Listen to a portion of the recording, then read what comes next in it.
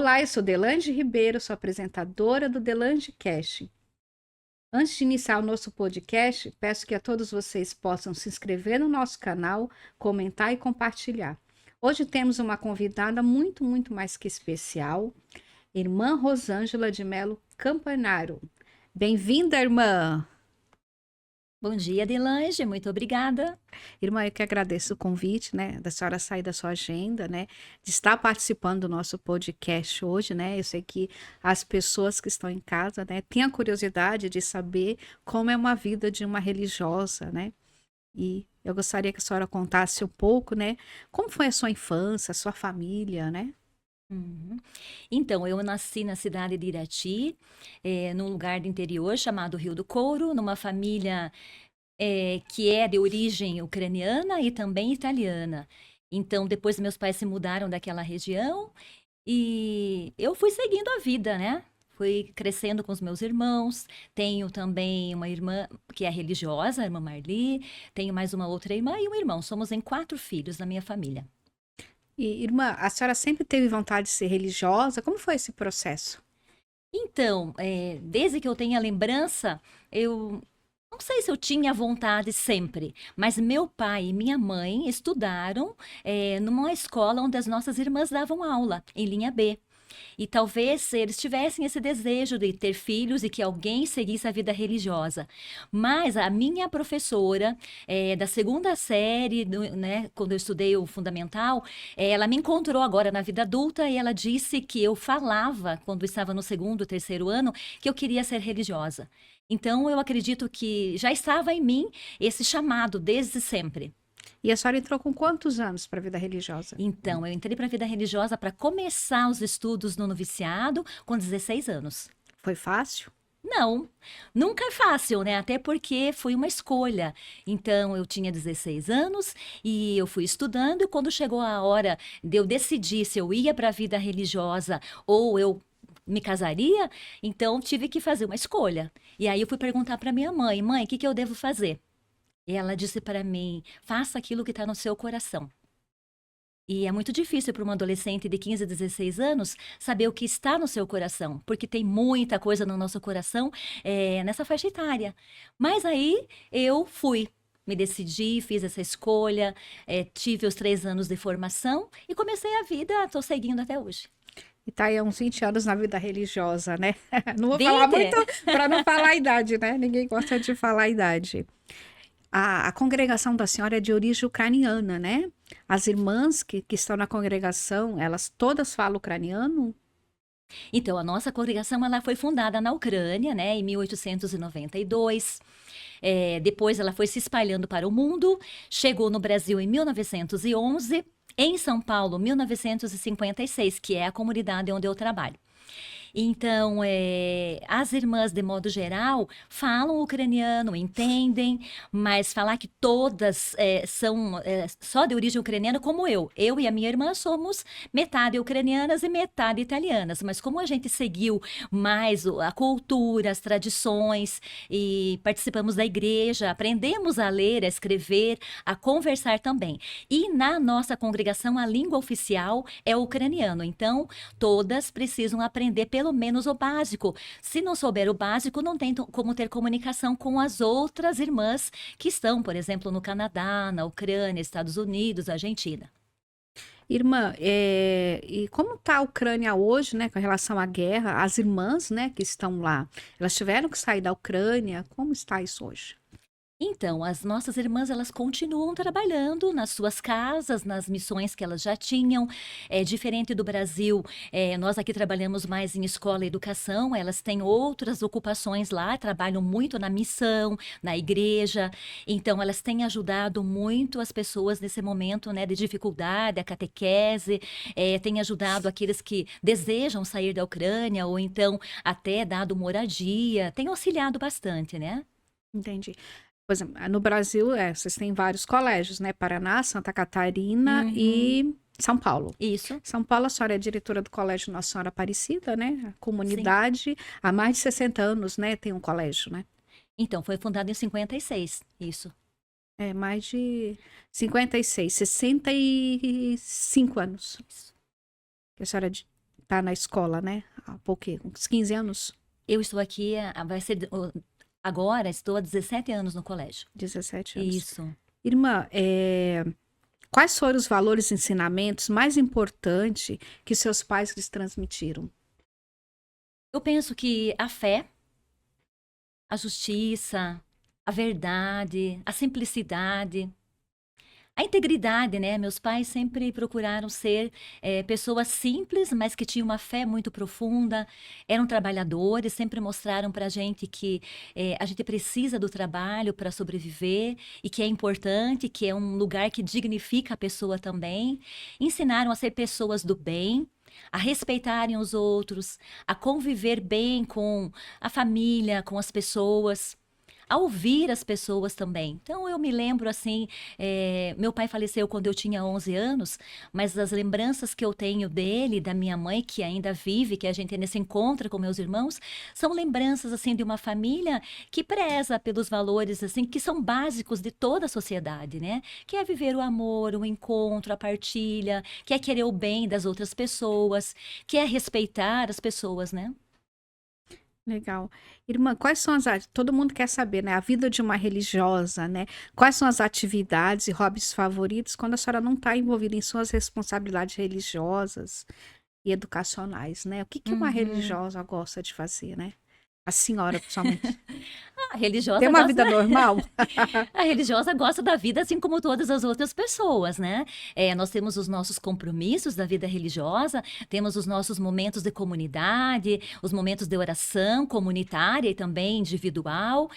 Temos as nossas obrigações, né? Na nossa congregação, as religiosas trabalham para se manter, então a gente tem o trabalho também. Mas temos os nossos momentos livres, que cada uma pode aproveitar do jeito que gosta, fazendo caminhada, lendo um bom livro.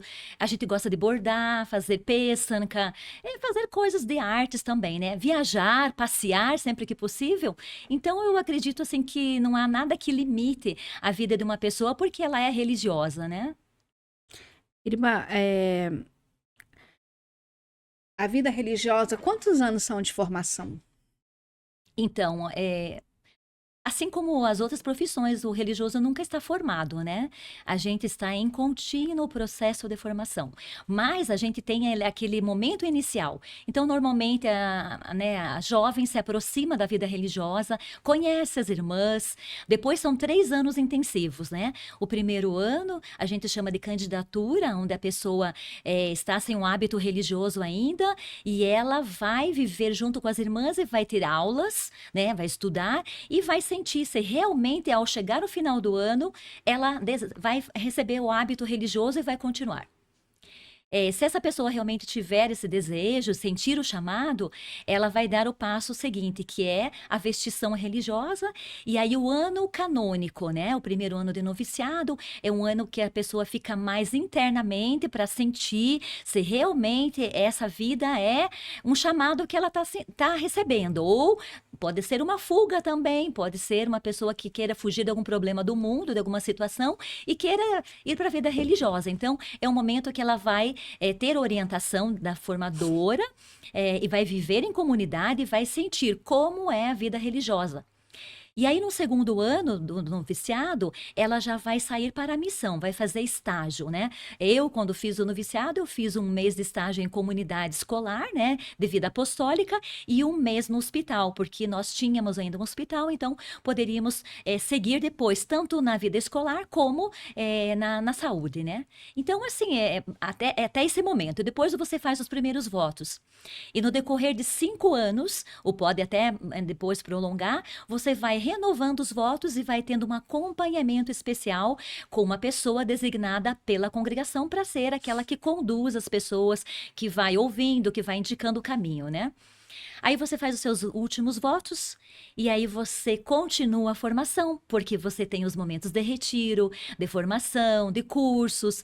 E aí você vai conversando com a sua provincial, com as irmãs, com a sua comunidade e vai, né, sendo designada para uma caminhada de fé, uma caminhada também de vida, para que você possa continuar se formando sempre, né? Hoje tem muitas religiosas, né? Na preparação. Não. Hoje nós temos poucas religiosas, né? Temos poucas jovens que estão respondendo Informação. ao chamado. Eu acredito que Deus chama o tempo todo, né? Que as pessoas sentem no coração talvez esse chamado, mas talvez tenham medo de responder. Também temos menos, né? Juventude, a juventude está num número menor atualmente. Talvez seja isso também, mas temos poucas pessoas que estão iniciando a formação. Desejamos, né? Temos Tem vagas esperança. abertas, irmã? Tem, Ó, tem vagas abertas. tem sim. Basta que a pessoa sinta no coração o chamado, porque não pode ter o convite feito pelas pessoas, mas a pessoa que vai se colocar nessa caminhada tem que sentir no coração dela um chamado para a vida religiosa. Entendi. Irmã, a senhora é diretora de um colégio, né, aqui em São Paulo, como a gente já falou. Quais foram os principais desafios que a senhora enfrentou ao se tornar diretora de um colégio? Uhum. Então, inicialmente, eu nunca tinha sido diretora antes de estar aqui em São Paulo. Então, quando você é convidada pela congregação e eles depositam em você uma confiança de que você será representante de todas as demais sócias dessa instituição, né? Então, você vem para essa missão cheia de alegria, de esperança, mas também com medo, porque você não sabe o que te espera. O novo, ele assusta, mas eu posso dizer assim que eu tive e tenho até o presente momento muita alegria de ter convivido com pessoas muito especiais, pessoas que me ensinaram o caminho, pessoas que me mostraram como eu devo ser diretora no dia a dia e que me ensinam, que me mostram, me ajudam. Então, eu creio assim que eu sou uma pessoa de muita sorte porque eu realmente tive muita ajuda e encontro muitas pessoas inspiradas que me ajudam nessa caminhada. Como a senhora integra, né, os valores religiosos na educação contemporânea que é oferecido no colégio? Então, a gente sempre diz que o colégio, ele busca educar as pessoas integralmente, né? E quando você pensa numa pessoa, você pensa nela enquanto corpo, alma e espírito, né? Então, precisa ter uma boa formação acadêmica, porque é para isto que os pais matriculam seus filhos no colégio, eles esperam que ele tenha esse desenvolvimento, ou ela, né? Mas também a escola, ela se encarrega de educar para a vida. E quando você pensa em educar uma pessoa para a vida, você tem que pensar que ela precisa de uma espiritualidade, que ela precisa trabalhar o lado emocional, que ela tem que cuidar das suas emoções, da sua saúde, que ela precisa se comunicar bem, que ela precisa saber ler, escrever, contar, enfim, que ela tem que aprender a conviver. E isso ela já começa a aprender dentro do próprio colégio, porque a família é uma pequena sociedade. O colégio já é um espaço mais ampliado dessa sociedade. E dali ela vai para o mundo, né? Então, é esse trabalho que a gente faz, né? De mostrar para aquela criança, para aquele jovem, o quanto é importante essa formação dele em todos os sentidos. Qual a importância da Bíblia no currículo educacional na sua escola? Então, assim como a escola trabalha com outros livros, né, de literatura, a Bíblia também é um livro. Enfim, não é um livro, é uma coleção de livros, né? Livros históricos, poéticos, orações. Então, a gente sempre trata, né, da Bíblia. A gente usa a Bíblia para os momentos de oração, de espiritualidade, encontros com as famílias, com os próprios estudantes. Eles, né, consultam a Bíblia também durante as aulas de ensino religioso. Mas vamos dizer assim, a escola não se ocupa o tempo todo, né, usando, né, desses livros, mas sempre convida à leitura. Nós deixamos na biblioteca exemplares da Bíblia, compramos livros para didáticos que tratam dos livros da Bíblia para que as crianças entendam. E elas têm uma curiosidade bacana, elas procuram, elas se interessam, elas leem e a gente sempre incentiva. Então, assim, eu penso que todas as pessoas podem trabalhar, tanto os educadores quanto nós religiosos, como a família, porque o interesse pela Bíblia deveria estar lá na família. E depois ele vem para a escola, continuando Perfeito. fazendo essa vivência, né? Como a senhora vê a questão do respeito mútuo e dos valores fundamentais sendo ensinados em um mundo cada vez mais diversificado e complexo? Então, eu penso assim que, mesmo que o mundo não fosse tão complexo, né? O respeito é uma das necessidades da boa convivência, né? Então, se a gente quer ter uma vida leve, uma vida feliz, abençoada. Você falou da Bíblia comigo agora há pouco, então a gente tem uma referência na Bíblia, né? A longevidade que tem na Bíblia mostra pessoas que carregavam dentro de si, né, valores, e o respeito é um deles, né? Então, respeitar as pessoas, acolher o outro, acolher as diferenças, né? Eu tenho os meus defeitos e tenho também qualidades, o outro também tem. Então, é importante a gente olhar para o outro e respeitar os limites dele, respeitar aquilo que ele tem de bom e tirar proveito disso para o crescimento de todas as pessoas, né? Então, eu vejo assim que a propaganda, de modo geral, a mídia fala tanto de respeito, né? Mas será que precisava falar tanto? Não é melhor a gente começar com atitudes concretas no dia a dia? Pode ser falado, mas as atitudes do dia a dia, elas são muito importantes, né? A senhora acha que a sociedade está um pouco perdida hoje nessa questão do respeito, dos valores, que a família perdeu-se um pouco isso? Às vezes eu penso que está sendo terceirizado, né? Que as famílias talvez deixam um pouquinho para a escola, um pouquinho para a sociedade, e esquecem que os valores principais deveriam ser realizados na família. Levando pela minha vida, as coisas principais que eu tive que depois colocar em prática na vida, eu aprendi na minha casa, na simplicidade com os meus pais. Eles não tinham nenhum doutorado, nenhum mestrado, eram pessoas simples que trabalhavam a terra, eram agricultores. Mas lá naquela família eu aprendi que tem coisas que são essenciais. Depois você vai colocando outros valores. Então, se as nossas famílias hoje colocarem valores importantes na vida dos seus filhos, as outras instituições também colocarão. Porque lembra, há um tempo muito próximo, tinham três instituições importantes: a família, a escola e a igreja.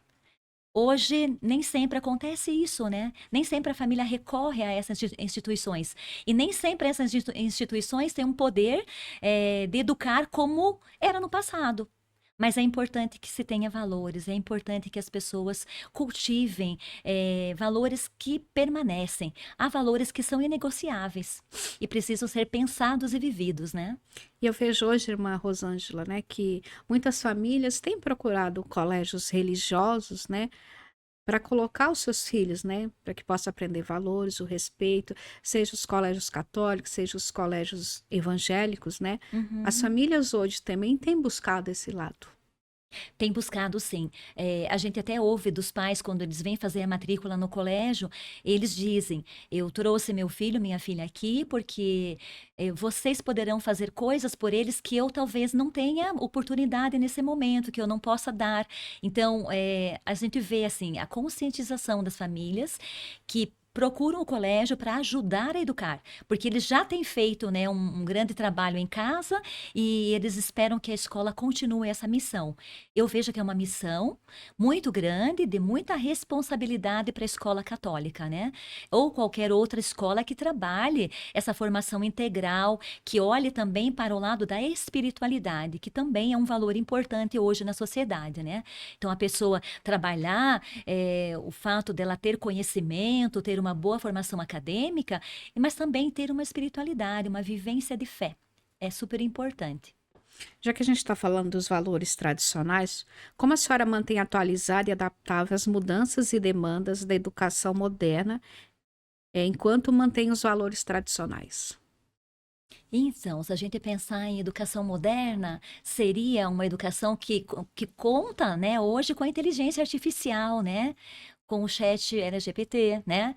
Com tantas outras coisas que a gente precisa estar antenado. Então, assim, a escola, ela precisa estar atenta às mudanças que acontecem. Nós sabemos da história que a escola é o lugar que demora muito para acontecer as mudanças, né? Historicamente, é um lugar que preserva as coisas, né? Mas a escola tem que pensar nos valores que não são mudados e pensar que sempre tem que estar atualizado. Por quê? Porque formamos pessoas para a sociedade, para o mundo. E não podemos formar pessoas para o mundo atual com um pensamento voltado lá para a história, né? Então, temos que atualizar isso também. É importante que a gente sempre esteja trabalhando isso com os professores, que é o que a gente faz na escola, né? Trabalha a formação dos professores, a gente precisa de muitas leituras, participar de congressos, cursos. Hoje temos, quem mora em São Paulo, qualquer outro lugar do Brasil, né? Temos uma Muita coisa. infinidade de cursos presenciais e online, onde podemos nos aprofundar para melhorar o nosso trabalho, né? A nossa oferta para a educação, né? É estar atento aos sinais do tempo, Então, é nos, muito dos importante, tempos. né? Irmã, de que maneira as atividades extracurriculares ajudam a reforçar os valores ensinados em sala de aula? Então, lá no nosso colégio, nós trabalhamos com várias atividades e temos percebido que, primeiro, começa a trabalhar a autoestima do aluno. O estudante, ele tem várias escolhas e muitos dos valores que ele aprende durante as aulas, ele pode testar depois na convivência, porque quando você fala de treinamento, quando você fala de esporte, há sempre aquele desejo de competição, né? E o papel do educador esportista é trabalhar sempre aquele sentido de cooperação. Então, nós somos um time, trabalhamos em equipe, em grupo, temos as forças de cada pessoa, porque cada pessoa traz a sua especificidade, né? Traz o seu poder para dentro daquele time. Mas aí trabalhar assim, o quanto eu posso fazer por mim e o quanto eu posso fazer pela equipe toda, né? Então, isso é feito no colégio, eles também saem para competições, eles têm treinado também, né? Porque ganhar e perder é uma necessidade que a gente tem que saber. Todos os dias nós ganhamos e perdemos. E nós, seres humanos, normalmente gostamos mais de ganhar. Mas temos que aprender a ter resiliência e a resolver as nossas perdas, porque elas são inevitáveis. Nós não teremos aprovação todos os dias, como não temos ganhos a todo momento, mas a todo instante fazemos escolhas, né? Irmã, e falando em esporte, vocês têm um campeonato, né? Uma vez por ano, que é o G, né? Que é muito legal, não é? Temos. Então, a nossa escola, ela participa de atividades esportistas aqui em São Paulo, várias né, competições em vários colégios, alguns católicos também, e temos os Jogos Estudantis da Imaculada, que é um jogo que acontece no Paraná todos os anos, e assim, as nossas escolas gostam demais dessa oportunidade, porque é uma oportunidade que traz autonomia, é uma viagem, o aluno, ele sai de casa junto com a escola e fica alguns dias mais distante da família, sob o cuidado dos educadores, e ali eles têm um momento assim de convivência muito bacana. Eles amam. São mais de 3 escolas, né, que participam, Isso, né? sim. Muito legal. Irmã, falando em gestão escolar, na sua opinião, quais são as qualidades mais importantes que a senhora acredita que serem essenciais para um bom líder educacional? Então, eu vejo assim que tem muitas qualidades que um líder precisa. Humildade, eu penso que seja a primeira, porque enquanto líderes, nós erramos. E nós temos que aprender todos os dias. E se a gente não tem humildade para aceitar a correção dos outros ou a correção de rota, porque às vezes a gente pensa de um jeito e as coisas precisam seguir o outro caminho, né? Então, humildade, tem que ter fé, tem que ter coragem, ousadia, tem que ter planejamento, tem que contar com a equipe, tem que acreditar nas pessoas. Tem que, da mesma forma que um atleta precisa do time, porque ele é importante ali, mas todos os demais também são, quando a gente está no ambiente escolar, não é o diretor ou o líder que vai aparecer, mas é toda a sua equipe. Quanto mais a sua equipe estiver alinhada, preparada, feliz, contente em realizar aquele trabalho, mostra que o trabalho daquele líder é eficiente ali, né? Como a senhora lida com a diversidade de opiniões, ideias dentro da sua equipe pedagógica? Todos os espaços, né? Quando tem pessoas, tem ideias diferentes, né? Nós não pensamos igual. Pode ser que algumas pessoas na sua equipe pensem como você, mas outras não pensarão. Eu vejo que um ponto importante é a gente ouvir a opinião das pessoas E trabalhar sempre o diálogo, é sempre uma escuta, avaliar e depois você chegar a um consenso. Não é problema ter ideias diferentes. O ruim seria se todo mundo pensasse igual, porque de repente todo mundo poderia estar caminhando pelo caminho errado. Mas quando tem pessoas que trazem, olha, a gente está pensando nesse caminho, vem o outro dizendo, olha, mas pode ser que não seja tão bom quanto. Vamos pensar um pouquinho juntos e vamos chegar a uma conclusão? Então, a gente tem feito muito isso nas nossas reuniões de gestão. A gente sempre conversa sobre aquilo que a gente está fazendo, sobre aquilo que a gente está propondo, e chegamos sempre a um acordo. A gente vai olhando bem ao nosso redor e vai avaliando. E qual a importância, né, dos estudantes na tomada de decisões da escola?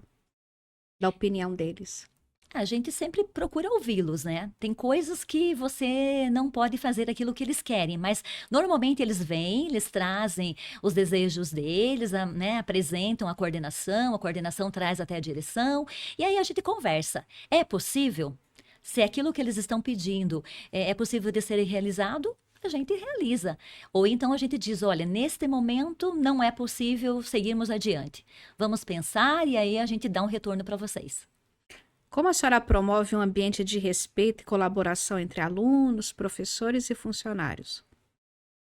Eu penso que na nossa escola nós temos o costume de termos esses encontros e também de dialogar sempre uns com os outros. Os alunos sempre têm a porta aberta, eles podem chegar até nós e trazer as necessidades deles. A gente sempre diz que tudo é possível, desde que tenha respeito e diálogo verdadeiro, né? Então, isso acontece com relação aos alunos, com relação aos educadores, às famílias. A gente tem recebido muitos nossos pais para conversas, orientações, e a gente sempre fala para eles, olha, nós temos o desejo sempre de acertar, porque todos nós queremos acertar o caminho, né? Os pais querem dar uma boa educação aos filhos, a escola também. Então, é necessário que sejamos parceiros, que tenhamos essa unidade, né, entre nós nas nossas conversas. E é isso que a gente tem feito sempre. Irmã, hoje qual que é o maior desafio que a senhora enfrenta como gestora escolar? Hoje, eu penso que integrar, assim, depois da pandemia, as pessoas ficaram bastante exigentes. E querem as soluções como se fosse um toque do celular, né? Você toca o seu dedinho e já abre uma tela. Então, o que que a escola tem percebido? Que, da mesma forma que acontece assim, no dia a dia da mídia, as mudanças são constantes, eles também esperam isso da gente, que aconteça hoje já, então não tem paciência. Então, eu percebo assim que há uma falta de paciência, tudo é muito urgente, acontece alguma coisa, você marca uma reunião para que 2 dias a pessoa vai ligando nesse intervalo de tempo porque ela quer que você resolva já, agora. Não espera. Essa questão de espera, eu acho que é um grande desafio.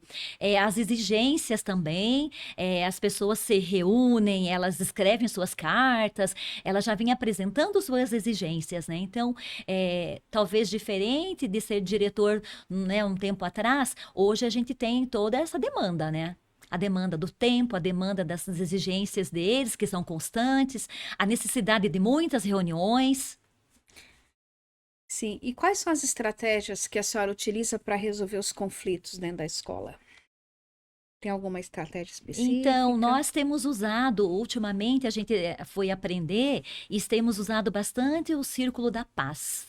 Nossa, Então, a gente tem entre nós, a gente também faz os nossos momentos de conversa, de troca, e quando nós percebemos que precisamos fazer alguma coisa diferente na escola, para melhorarmos o ambiente ou alguma situação de conflito, a gente tem aplicado o Círculo da Paz. e como é o Círculo da Paz? Círculo da Paz é um círculo onde as pessoas, todas elas sentam em círculo e tem uma pessoa que vai fazer o momento da condução dessa fala. E ali, nesse momento, todos têm o direito de falar, tem o objeto da fala também. Então, por exemplo, eu vou direcionando através de perguntas a conversa com todo o grupo e eu vou passando aquele objeto. Quem está com o objeto na mão tem o direito de falar ou se calar. E todo o grupo precisa respeitar esse momento. Tem toda uma regra que você apresenta antes, né? Mas tem dado bons resultados. Nós gostamos dessa técnica. Que legal. Ô, irmã, como que a senhora enxerga o papel da família no sucesso acadêmico e pessoal dos alunos? Eu penso que é primordial. Que a família, ela tem um poder muito grande na educação dos seus filhos. E quanto mais a família está próxima da criança ou do adolescente ou do jovem, quanto mais ela acompanha, né, seus filhos na educação, mais sucesso aquela criança tem. Porque a gente percebe que uma criança que não tem assistência da família, ela fica meio perdida. E aí isso exige que a escola chame mais vezes essa família para participar da vida estudantil. Agora, quando a família é participativa, o estudante por si só, ele já tem a força, ele já tem uma condução, ele já tem um direcionamento, né? E a escola, eu sei, envolve muitas famílias, né? Tem bastante atividades, né? Nos finais de semana que as famílias participam, né? Tudo isso. Sim, a escola procura trazer as famílias em alguns momentos pontuais. Então, a gente sempre celebra o Dia dos Pais, das Mães. A gente tem os jogos que também tem momentos que são abertos para a família. Nós temos os momentos de finalização das atividades. Por exemplo, ultimamente a escola apresentou a dança, atividade de ginástica rítmica, de teatro. Então, a gente chama a família para aulas abertas e também para que o aluno possa mostrar para a família como ele está se saindo naquelas atividades que ele tem participado. A escola também traz a família para celebrações, formaturas, em vários momentos, né? Festa junina, tem vários projetos. A gente tem feito a caminhada pela paz. Então, a escola gosta de trazer a família, sim, para momentos participativos, que não são aqueles de chamar para uma reunião para apontamentos, né? De melhoria na qualidade do ensino ou na vida estudantil do aluno, né? A escola é uma extensão da casa, né? Sim. Irmã, a gente falou de tecnologia. Como a tecnologia está integrada na rotina e aprendizado da escola? De modo geral, os professores utilizam sempre as ferramentas que são mais necessárias para o dia a dia, né? O que a gente tem feito ultimamente, falando em tecnologia, é de pedir que os nossos estudantes se desliguem um pouco dos celulares, nos momentos em que estão na escola, nos momentos de aula, de estudo. Então, a escola está trabalhando com um projeto, está conversando com a família sobre isso, porque não é uma demanda, uma necessidade só da escola.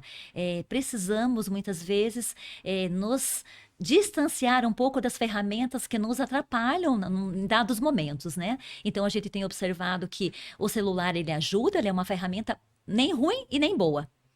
Ele pode ser muito bem usado ou muito mal usado, né? Então, o que a gente tem educado nesse momento os nossos alunos é para fazer o bom uso dessa ferramenta dentro da escola.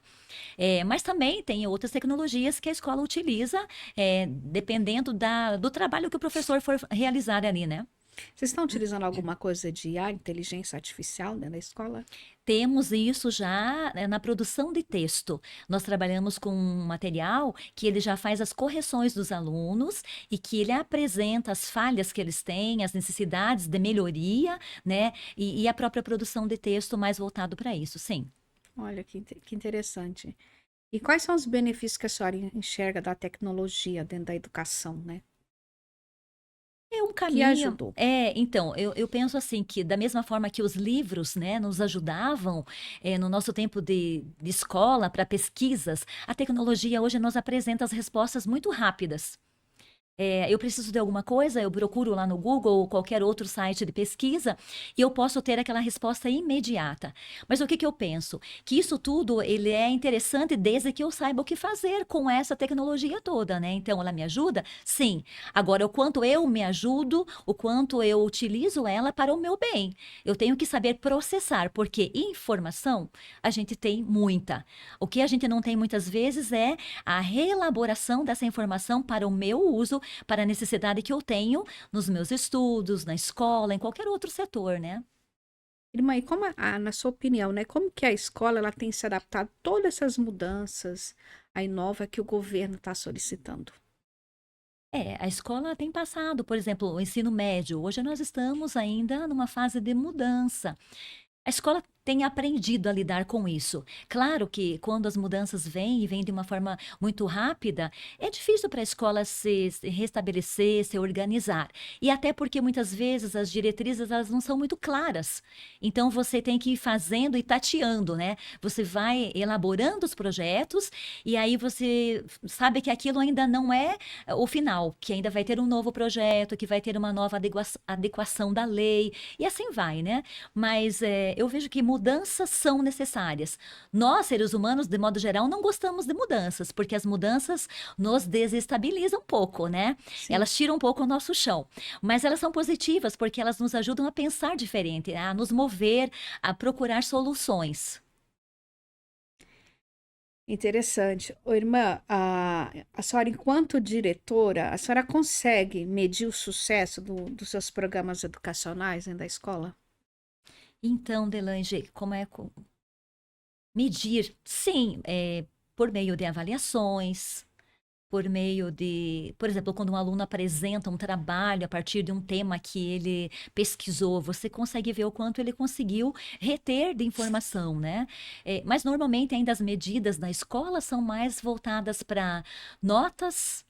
Né? O quanto ele conseguiu, também a questão do quanto ele consegue se comunicar, o quanto ele consegue reter de informação e ele vivencia isso na prática. Então, a gente tem projetos, por exemplo, a escola tem um projeto de pastoral escolar, que é um projeto que considera tudo aquilo que o aluno aprendeu na escola, nas aulas de empregabilidade, nas aulas socioemocionais, nas aulas de ensino religioso, porque depois o aluno ele vai para a prática, que é vivenciar essa prática através do começo, né, de trabalhos voluntários. Então, a gente participa de alguns eventos, visitando algumas instituições onde eles podem colaborar também, fazendo campanhas e participando ativamente de momentos que são extracurriculares, né? Irmã, pode explicar um pouco o trabalho da pastoral, né, para os nossos ouvintes? Porque, assim, qual a idade, né, que uma criança deve fazer parte da pastoral? Quais são os trabalhos que eles realizam? Tem alguma atividade religiosa ou não? Uhum. Então, a gente trabalha assim, escola católica dentro de ser uma escola em pastoral. Toda escola deveria trabalhar dentro desse movimento, famílias, professores e estudantes. E aí, dentro de toda essa dinâmica, com projetos específicos para toda a escola, a nossa escola tem um projeto específico para o ensino médio. Então, os alunos, eles se inscrevem voluntariamente, quem quer participar desse projeto. E aí, nesse projeto, eles se encontram semanalmente. E lá, o que eles fazem nesses encontros? Eles têm momentos de formação. Porque para você dar alguma coisa a alguém, você tem que receber primeiro, né? Então, eles recebem orientações, eles fazem reflexões, conversas, partilhas, e aí eles criam projetos, eles dão sugestões, e aí tem uma pessoa, uma professora que conduz esse projeto, e aí depois eles vão fazer as atividades propriamente ditas, que são as atividades mão na massa. E aí eles vão visitar instituições, eles fazem campanhas, fazem as entregas, incentivam a escola a participar dos eventos. Então, tem várias coisas e a gente tem tido, assim, um resultado muito positivo. Os alunos gostam muito de fazer parte desse projeto. Eles também têm momentos que a gente convida as famílias deles para virem ter um momento de convivência com esses estudantes. Então, tem sido assim, hoje é um projeto Menina dos Olhos, porque ele tem transformado a vida de muitos jovens. Que legal. E falando em pastoral, eu sei que também que a escola está aberta para melhor idade, né? Tem várias Isso. pessoas, né, que está matriculada na escola, né? O que que oferece para melhor idade? Então, justamente a partir da pastoral escolar, nós abrimos e criamos o projeto Irmã Josafata, que é um grande guarda-chuva, que né, dentro dele ele acolhe o quê? Acolhe as pessoas que vêm fazer artesanato no colégio. Então, nós temos pessoas que estão toda semana se reunindo lá, a gente abre um espaço, elas fazem artesanato, conversam, resolvem sua vida, suas coisas ali nas partilhas, trazem um cafezinho, um chazinho e compartilham aprendizagens e também a sua vivência. Além desse projeto, nós estamos acolhendo hoje pessoas que fazem aulas de yoga, né, e de pilates. Nós temos professoras também que são voluntárias e essas pessoas vêm fazer as aulas também 2 vezes por semana no nosso colégio. E aí tínhamos também aula de informática dada pelos nossos alunos. Neste ano, essa modalidade não está acontecendo, mas temos outros projetos também de acolhida. E aí o bonito é que os nossos alunos jovens, eles também nos ajudam nesse projeto, eles são parte ali e vivenciam com muita alegria. E é bonito você sentir essa troca, né? São pessoas de idades diferenciadas, mas que têm vida, que têm sonhos, que têm esperança. Ô, irmã, esse da melhor idade, qualquer pessoa pode participar? Idade, nós recebemos pessoas que vêm do bairro onde nós moramos e das localidades vizinhas também. Ah, tá. Como a senhora falou, irmã Josafata, né? É a pronúncia correta? Josafata, isso Tá. mesmo. Eu queria saber uma coisa. A gente sabe que a maioria de todas as congregações sempre teve uma fundadora nessa parte educacional. E na congregação da senhora, quem foi a fundadora? Irmã Josafata? Então, a nossa congregação ela tem 3 fundadores, um padre diocesano, um padre religioso e a irmã Josafata. Por quê? A congregação foi fundada no momento em que a Ucrânia passava por várias dificuldades. O povo era analfabeto, estava abandonado, né? Tanto numa pobreza material quanto espiritual. E naquela época que a nossa congregação foi fundada, em 1892, os padres começaram a fazer missões. E aí eles perceberam que era necessário ter alguém que continuasse a missão. Porque eles chegavam numa determinada comunidade, ficavam ali uma semana, ensinando o povo, né? Orientando, e depois eles iam embora e aquilo esfriava. E na Ucrânia, na época, só tinha congregação religiosa de vida monástica, que elas não faziam a parte ativa, elas não trabalhavam na missão. Então, a nossa congregação foi a primeira a ser fundada lá para trabalhar justamente com o povo. Então, as irmãs têm essa formação e essa vivência em comunidade, né? E depois o trabalho todo voltado para a comunidade, que é através da catequese, através dos grupos de oração, apostolado da oração, juventude, cantos litúrgicos, o serviço na igreja, né, que é preparar um ambiente para a oração. As irmãs se destacaram também na costura, nos bordados, né, de todas as peças que a igreja utiliza também, né, das vestimentas do padre. E também nesse momento, as irmãs foram percebendo que a saúde do povo estava precária. E elas também foram se dedicando nesse ramo. Então, desde o começo, as irmãs, elas se dedicam tanto à parte de missão, quanto à parte pastoral do trabalho, da educação, da saúde e também da parte propriamente voltada para a orientação religiosa. Irmã, e por que vieram para o Brasil? Porque antes das irmãs chegarem no Brasil, o povo ucraniano chegou aqui. E quando o povo ucraniano chegou aqui, eles sentiram falta de alguém que os conduzisse. Então ficaram, era outra língua, outro país, estavam um pouco perdidos, né? E vieram padres acompanhando. E aí o povo já conhecia as nossas irmãs lá da Ucrânia, eles solicitaram então que as irmãs viessem. Então vieram para servir o povo que chegou antes delas aqui e tinham necessidades de catequese, de aula, eles precisavam de uma referência. Então as irmãs chegaram aqui para ajudar eles a manter-se fiéis à fé, à cultura, às tradições que eles conheciam muito bem e que talvez naquele momento tinham dificuldades de colocar em prática, né? E chegaram primeiro no Paraná? Então, as irmãs chegaram, sim. Elas vieram em 7 irmãs, 4 ficaram no Paraná e Prudentópolis, e 3 foram para Santa Catarina e Iracema. E hoje estão em 3 unidades. 13 unidades falando de escola, De mas escolas. nós temos uma média de 41 comunidades onde as nossas irmãs estão. Nós temos irmãs que trabalham em casas de missão, trabalhando em catequese junto com o povo ali, a missa, conduzindo as celebrações e cuidando da igreja. Nós temos irmãs que trabalham na escola pública, porque nem sempre as irmãs estão num lugar, né? Porque temos 3 escolas, mas nos outros lugares elas também precisam sobreviver. Então, essa sobrevivência tem que vir de algum algum modo, né? Então, para isso, as irmãs fazem concurso público, elas dão aula, são diretoras de escolas municipais ou estaduais. As irmãs trabalharam muito tempo na parte de saúde, em postos de saúde também. Então, nós estamos espalhadas fazendo aquilo que é a necessidade daquele lugar onde as irmãs estão.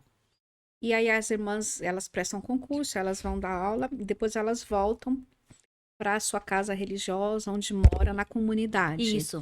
As religiosas, elas podem ser remuneradas. Podem e devem, né? Porque quando elas precisam de médico, precisam de alimentação, de moradia, né? Então elas são, sim, as que trabalham com concurso público, elas têm essa remuneração também. Na verdade, todas que trabalham têm que ganhar o pão de cada dia, né?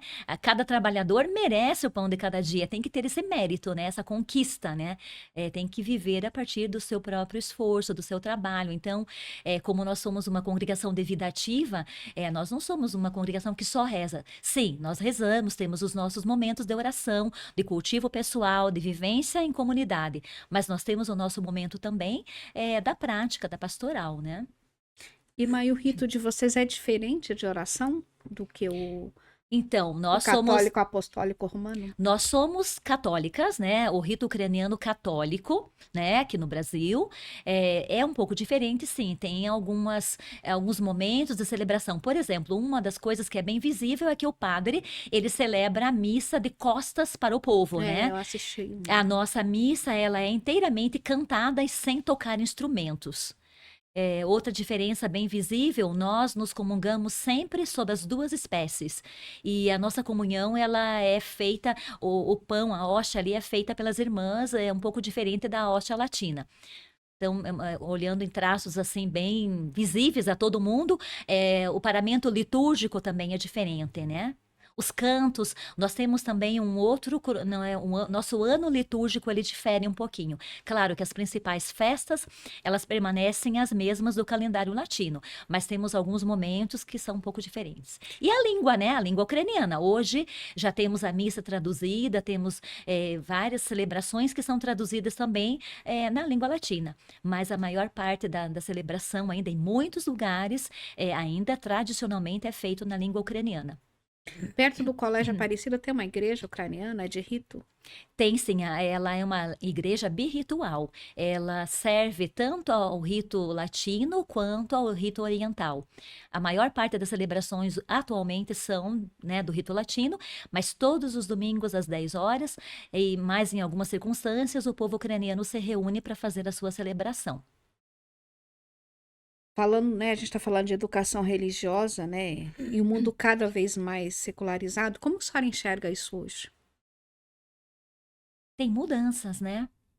A gente fica na expectativa de querer saber como que vai ser daqui mais alguns anos. Mas eu creio que, da mesma forma que Deus caminhou com o povo lá no deserto, né? Quando a gente lê lá o Antigo Testamento, Deus nunca abandona seu povo, Deus está sempre com seu povo. Está sempre do lado, sempre junto. É necessário que o povo perceba a presença de Deus.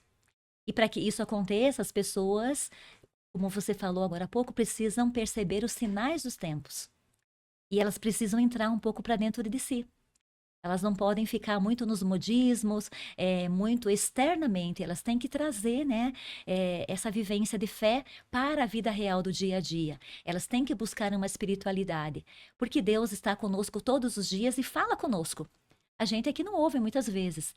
Esses dias nós lemos um texto lá na minha comunidade, e ele citava na língua ucraniana, ele dizia assim, Deus me toca a todo momento. Será que da mesma forma que eu toco o meu celular, eu sinto o toque de Deus na minha alma, na minha vida? Para a gente pensar, né? Porque às vezes a gente se atrapalha com as mudanças que são muito rápidas. A gente fica correndo o dia inteiro atrás de coisas que às vezes não são tão importantes. A gente esquece de escolher o essencial. E aí a gente se perde. E a senhora acha que a igreja está um pouco distante das pessoas? Eu acredito que depende muito, né? O que a gente vê assim hoje, as igrejas elas têm trabalhado, elas têm estudado, têm conversado sobre como trazer as pessoas para dentro delas, porque depois da pandemia teve, né, um afastamento das pessoas. Há muitas pessoas que dizem: para que que eu tenho que participar da comunidade? Eu posso rezar em qualquer lugar, Deus está em qualquer lugar. Sim, Deus está em qualquer lugar, mas a igreja, aquele espaço sagrado, é o lugar onde eu testemunho a minha fé. Porque quando a gente lê o Evangelho de São João, ele fala muito de testemunho. Que ali as pessoas que ouvem aquele evangelista, qual é a preocupação central dele? É que a pessoa vivencie a fé, enxergue Jesus Cristo e testemunhe. Então, nós, enquanto cristãos hoje, precisamos testemunhar.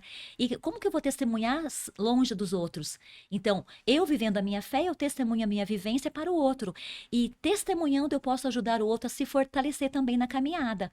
Uma palavra, um sorriso, um aperto de mão, a presença, a oração comunitária. Então, esse mundo hoje eu vejo muito individualista, onde cada um quer o seu dinheiro, a sua viagem, as suas coisas. E esquece da família, esquece da comunidade. E nós vamos nos salvar em comunidade, em grupo. É para isso que Deus veio. Jesus não morreu por uma pessoa, mas pela humanidade inteira. Então, o amor de Deus, ele é para todos. A gente tem que entender isso e não se isolar. E Deus fica sempre para depois, né? E ainda tem aquela, Sempre deixa. reza por mim. Terceiriza. Eu acho importante rezar pelos outros, é importante rezar pelos outros. Eu gosto quando as pessoas pedem: olha, coloca nas suas orações a minha família, tal pessoa. Eu acho muito importante, porque também é um papel do cristão testemunhar e interceder. Né? Agora, Deus, não vou fazer aquele papel de troca com Deus. Ah, quando eu tô no aperto, eu corro lá, eu acho o tempo, eu fico perto dele. Olha, Deus, olha por mim agora, porque eu tô aí vivenciando uma situação difícil. Mas Deus estava sempre comigo, onde eu estava antes. É lógico que ele não me cobra isso. Porque ele é Deus, né? Ele está sempre lá. Sim. E independente da minha fidelidade ou não, Deus é sempre fiel. E é sempre presença. Agora, pode ser que ele nem me conheça. Mas ele sabe que eu existo. Eu preciso conhecer. Para me aproximar dele, né? Então, esse mundo secularizado que mostra esse ter. E o ser nunca. A gente precisa ter, sim. A gente precisa de alimento, a gente precisa de moradia, a gente precisa de vez em quando de uma viagem, a gente precisa de tudo. A gente precisa estudar, melhorar a nossa performance junto aos outros, mas a gente precisa ser, né? E Deus é. Ele mesmo se define como aquele que é, né? Porque algumas pessoas, assim, quando tá tudo bem, como diz, quando a minha barriga tá cheia, esquece de Deus, né? Tá tudo bem, tô com dinheiro, tudo ok. Né? Nem lembra que Deus existe. Aí quando acontece o pior, ou perde o emprego, qualquer coisa, aí ora por mim, vai orar, né? E às vezes não lembra de Deus. Deus tem que fazer parte do nosso dia, todos os dias. É verdade. Lembrar do celular. Sim. Toda vez que eu toco lá, lembrar, Deus me toca também. Sinto. Irmã, só mais uma pergunta aqui na escola, né? A senhora consegue medir o sucesso, né? Dos seus alunos, de tudo isso, para que eles possam ter o sucesso, o desempenho melhor? Sabe, Delange, eu acredito assim que na escola a gente ajuda. A gente ajuda na formação. Mas a gente não pode formar a pessoa se ela não tiver a abertura para receber e transformar aquilo que ela recebe. Então, medir o sucesso de alguém, sim. Nós temos depoimentos, nós temos retorno de alunos que vêm dizer que foi muito importante ter passado pelo nosso colégio. Tem muitos depoimentos bonitos de famílias. O nosso colégio, de modo geral, ele é um colégio bem familiar. Quem estuda no nosso colégio? Quem teve o avô, a avó, o pai, alguma geração anterior que estudou. Essas famílias indicam para outras famílias. Uma indicação, né, familiar. Então, a gente tem esse retorno, sim. É claro que você vai dizer assim, todos que passaram por lá tiveram sucesso. Pode ser que tenha pessoas que não tenha, porque não basta ter passado por lá, né? Precisa ter entendido a dinâmica. Mas eu te asseguro que a escola tem se esforçado todos os dias para ser um espaço de acolhimento, um espaço onde a criança, o jovem, a família possa interagir, possa receber e possa transformar aquilo em vida. Agora, depende de cada um. Depende de cada um o quanto ele vai multiplicar. Lembra dos dons que a gente lê lá na Bíblia? Sim. Jesus deu a 1, 2, 5, 10. Cada um fez alguma coisa. Aquele que recebeu 10 foi lá e, né, multiplicou, outro também. E teve aquele que teve medo e não fez nada, enterrou. Então eu acredito que essa parábola de Jesus, ela é muito atual. Tem aqueles que multiplicam, tem aqueles que recebem pouco, mas eles dão muito de si. Ou recebem bastante e dão muito de si. Mas, assim, de modo geral, eu tenho escutado retornos muito positivos.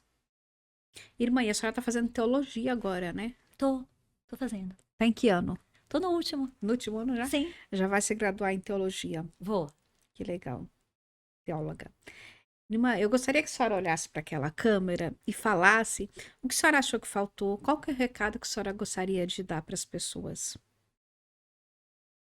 Então, na nossa conversa de hoje, eu gostaria de dizer, assim, que é muito importante que a gente viva a vida com leveza. Que a gente busque dentro de nós a nossa essência. Que dentro de cada um de nós há forças. E que nós precisamos acessar as nossas forças, aliadas à nossa inteligência, à sabedoria divina que há em nós. E também que a gente possa contar sempre com as pessoas que estão do nosso lado. Eu creio que nada é por acaso na vida, que as pessoas que se aproximam de nós são pessoas que Deus enviou para nos ajudar e também para que nós possamos ajudá-las. Então eu creio assim numa humanidade que pode caminhar junto, que pode ser feliz, que pode ter uma realização pessoal, mas também comunitária. Meu sonho de vida é que eu passe por essa vida e faça diferença na vida das pessoas. Da mesma forma que eu tenho sentido e me sentido amada também por muitas pessoas. Então, eu sou uma pessoa cheia de gratidão. Gratidão pela vida, gratidão pelo chamado que Deus me fez, gratidão por Ele ter me dado forças todos os dias para responder a esse chamado. Mas eu também sei que Ele coloca pessoas que são muito importantes nessa caminhada. Eu sou muito grata, agradeço a você por ter me Eu que convidado agradeço. para estar aqui e também desejo a você muitas bênçãos na sua caminhada. Você é assistente social, é uma pessoa que escolheu uma missão de ajudar as pessoas, que também muitas pessoas se sintam ajudadas por você. Obrigada. Irmã, finalizando aqui, eu queria fazer uma pergunta para a senhora assim. Com quem a senhora gostaria de ter 5 minutos? Com quem? Tenho que escolher uma pessoa? Assim, se a senhora tiver 5 minutos, com quem que a senhora gostaria de ter? Pode ser vivo, pode ser alguém que já foi. Então, eu vou escolher duas. Pode ser. Eu gostaria de estar com a minha família. Por 5 exemplo, se eu minutos. tivesse 5 minutos e alguém falasse, são os últimos 5. Eu queria estar com a minha mãe, Dona Nena, com a Marli, a Rosane, o Marcos, a Bere, a Stephanie, o Vinícius e o Zé. Uhum. E a Rosane. Todos eles. Então, eu queria que a minha família estivesse comigo. E se pudesse conversar 5 minutos, seria com meu pai. Ele foi embora quando eu tinha 11 anos e ele era meu confidente, era uma pessoa cheia de Deus. Morreu com 33 anos, mas era uma pessoa iluminada. E eu sempre falava com ele e, sabe, eu era uma criança bem falante. Eu falava, falava, falava. Depois, em 2 palavras, ela respondia toda a minha fala. E aí, de novo, eu falava, falava, falava, 2 palavras ou 3. Ele era de poucas palavras, mas eu sempre sabia que ele me escutava. Porque ele sempre respondia aquilo que eu dizia. E às vezes eu fico pensando como seria a minha conversa hoje com ele, sobre o que a gente falaria, né? E eu, sim, tenho muito orgulho dele. Eu sentia muita falta quando ele foi embora, porque ele foi muito cedo. Eu queria que ele tivesse ficado para ver eu, meus irmãos crescerem. A minha mãe, né, que ela lutou bastante para que a gente crescesse. Mas eu, assim, fico pensando como seria se meu pai estivesse hoje com a gente. Mas eu sei que ele está num lugar bom porque ele era uma pessoa cheia de bondade e de amor. E talvez, assim, ele esteja olhando para mim e me desejando coisas boas, porque eu recebi tanta coisa boa na vida. Sim, e o que a senhora se transformou, né? Uma grande mulher. Aí, quem que tá comigo, quem tem que dizer, porque nós somos cheios de limitações, né? E às vezes, no nosso desejo de sermos pessoas do bem, a gente pode se atrapalhar um pouco, né? E às vezes há aqueles que enxergam mais o lado bom e há aqueles que enxergam talvez mais os nossos defeitos. Depende do olhar, né? Eu tento buscar nas pessoas aquilo que elas têm de bom, E deu tudo né? certo, né? A sua mãe criou né? Vocês Sim. com muito amor, com muita dedicação, lutou muito, né? E tem aí grandes filhos, né? Parabéns à mamãe, né? Que é uma A minha grande mãe foi uma mulher. batalhadora. Minha mãe foi uma pessoa muito esforçada, muito dedicada, muito de fé e de muito trabalho, Uhum. porque criar 4 filhos sozinha, todos pequenos, eu com 11 anos, a mais velha, demos muito trabalho para minha mãe. Mas eu vi assim que, sabe, quando o Papa Francisco fala assim que para educar uma pessoa é preciso de uma aldeia? A família, tanto do meu pai quanto da minha mãe, foram famílias que nos ajudaram muito quando meu pai foi embora. Então, eu vejo assim, eu sinto que essa fala do Papa, ela se concretizou na vida, na minha vida, né? Porque a minha família estendida foi muito presente. E uma coisa que a minha mãe sempre teve, ela sempre queria levar a gente, mesmo depois que o meu pai tinha falecido, para meu avô ver a gente, para os meus tios. E é uma prática que a gente faz até hoje. A gente sempre visita os nossos familiares, a gente gosta de estar com a família. E é um valor que a minha mãe colocou no nosso coração. Estar com a família, querer bem a família. Eu tenho assim, um amor muito grande pela minha família, eu gosto muito da minha família. De ter aquele momento de que a gente pode visitar a família no final do ano, assim, é uma alegria estar junto com eles. Porque a gente se sente amado ali, é aquele lugar de onde a gente tira grandes forças para a É, vida do dia a dia, né? é, recarregar as baterias. Então, A família é tudo. Obrigada, irmã, de nada. por ter vindo aqui, por esse Muito papo obrigada. maravilhoso. É isso aí. Se inscreva no nosso canal, compartilhe e comente. Obrigada.